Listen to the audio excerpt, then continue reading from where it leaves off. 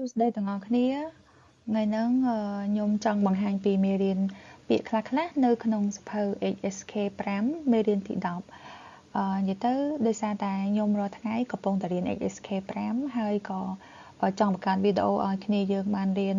ដូចខ្ញុំដែរអញ្ចឹងបើមានកន្លែងខុសឆ្គងឬក៏ការបញ្ចេញសំឡេងមិនច្បាស់អីទាំងអស់គ្នាសូមអធិស្ឋានផងហើយយើងរៀនទាំងអស់គ្នាអូខេពាក្យក្នុងមេរៀនទី10នេះពាក្យទី1គឺមានពាក្យថាជើងលុនជើងលុនអញ្ចឹងជើងលុនមានន័យថាឆ្លោះប្រកែកគ្នាយើងមើលរូបភាពមានន័យថាក្មេងពីរនាក់ហ្នឹងកំពុងតែឆ្លោះគ្នាហើយជើងលុនអង់គ្លេសយើងថា argue ឬក៏ dispute អញ្ចឹងពាក្យជើងលុនប្រែថាឆ្លោះប្រកែកគ្នាចូលមកដល់ពាក្យទី2គឺឈីជីឈីជី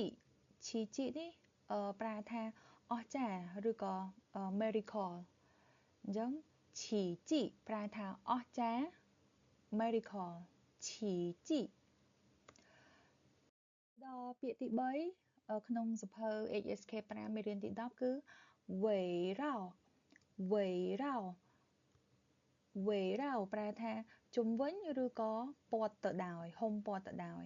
អង់គ្លេសយើងប្រែថា around ឬក៏ surrounded by អីចឹងទៅអញ្ចឹងវេរោបន្តមកទៀតគឺពាក្យប៉ិនផោប៉ិនផោអញ្ចឹងពាក្យប៉ិនផោប្រែថារត់ឬក៏បោលដូចសេះយើងមើលរូបសេះនេះកំពុងតែប៉ិនផោ to run ឬក៏ to gallop អញ្ចឹងមានន័យថាការរត់ឬក៏បោលរបស់សេះប៉ិនផោ